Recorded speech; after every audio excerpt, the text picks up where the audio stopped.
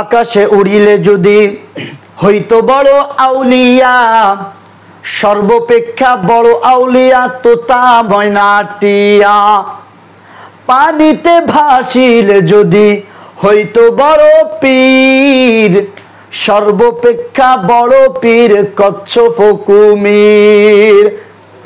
কারণ বান্দা ভালো করে মনে রাখবা, আকাশে উড়াল দেওয়ার কারণে যদি সব থেকে বড় পীর হইতো, তাহলে ওই পীর হইতো তোতা ময়না টিয়া শালিক বিভিন্ন পাখি ঈগল যারা আছে এরাই হয়তো সব থেকে বড় পীর। আর পানিতে ভাসার কারণে যদি বড় পীর হয়ে যাইতো, বড় কুতুবে আলম হইতো, তাহলে ভালো করে মনে রাখবা কচ্ছপ কুমির সাপ ব্যাঙি হইতো বড় পীর। কিন্তু আসলে পীরের মধ্যে কোনো আকাশে উড়ার কারামতি নাই, পীরের মধ্যে কোনো পানিতে ভাসিয়া যাওয়ার কোনো কারামতি নাই। হাকু হাকিমুল উম্মাত মুজাদ্দাদ মিল্লাত আশরাফ আলী থানভী রহমাতুল্লাহি আলাইহির এক খাদেম 1 বছর হুজুরের খেদমত করার পরে আশরাফ আলী থানভীকে ডাক দিয়া বলেন, ও থানভী, আমি আর আপনার কাছে থাকবো না, আপনার কোনো খেদমত করতে পারবো না। থানভী রহমাতুল্লাহি আলাইহি এবার নিজে নিজে বিচলিত হয়ে গেলেন, আমি কি তাকে কোনো কষ্ট দিয়া ফেললাম নাকি তার হক আদায় করতে পারলাম না, এই জন্য কি চলে যাবে? জানতে ইচ্ছা হইল। আশরাফ আলী থানভী এবার খাদেমকে প্রশ্ন করেন, ও খাদেম, তুমি কিসের জন্য চলে যাবারে খাদেম? বলো তোমার কি প্রয়োজন, তোমাকে আমি কি দিতে পারি নাই? খাদেম এবার জবাবে বলতেছেন, ও হুজুর, আমি এতদিন শুনেছি যারা নাকি বড় পীর হয়, যারা নাকি মুজাদ্দিদ মিল্লাত হয়, যারা নাকি হাকিমুন নফস হয়, এই পীরদের বিভিন্ন রকম কারামতি থাকে। এই কারামতি দেখার জন্যই আমি আসছিলাম। তারা নাকি আকাশে উড়তে পারে, তারা নাকি পানির মধ্যেও চলতে পারে, তারা নাকি উইরা উইরা চলে যায়।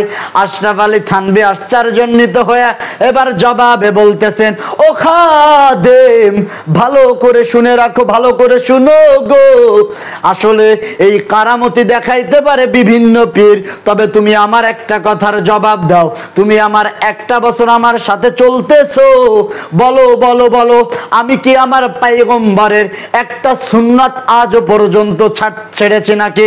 খাওয়ার মধ্যে সুন্নাত আছে, চলার মধ্যে সুন্নাত আছে, পায়ের নখগুলো কিভাবে কাটবা তার মধ্যেও সুন্নাত আছে।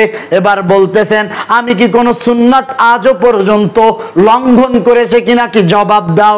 খাদেম বলতেছেন, না, আপনার থেকে একটা সুন্নাত ছুটতে দেখি নাই।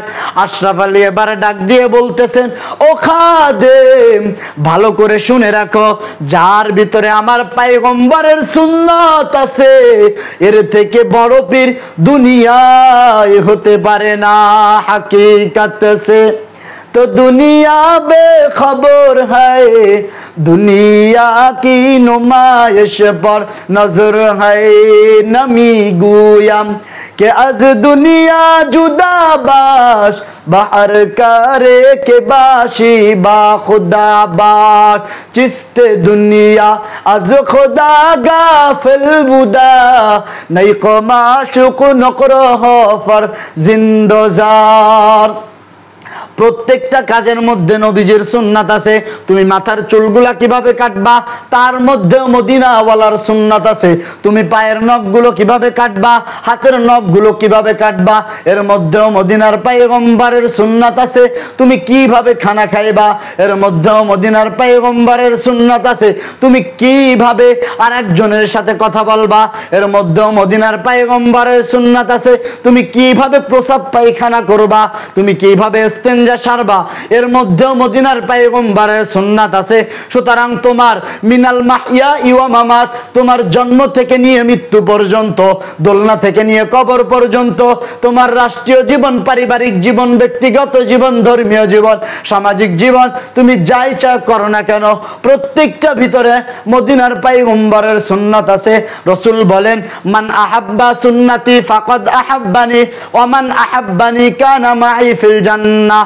قال النبي صلى الله عليه وسلم في الحديث الشريف যারা আমার সুন্নাতকে মানবে কাল কিয়ামতের ময়দানে আমি রাসূলের সাথে তারাই জান্নাতে যাবে मोहम्मद ने आकर कुफर को मिटाया कुफर को मिटाकर सदाकत बताया সুতরাং মুহাম্মাদের জীবনী এত সুন্দর পৃথিবীর যদি কোনো বেঈমান নাফরমান যদি মুহাম্মাদের আদর্শ ধরেছে আল্লাহ তাকে সুন্দর বানায় দিয়েছে তুকু যাও সুন্নতে আহমদ কুজা বা মুহাম্মদ কাইবুয়াদ নিসবত तुरा कारे शैता मीकुनी ना मतवाली बरवाली दर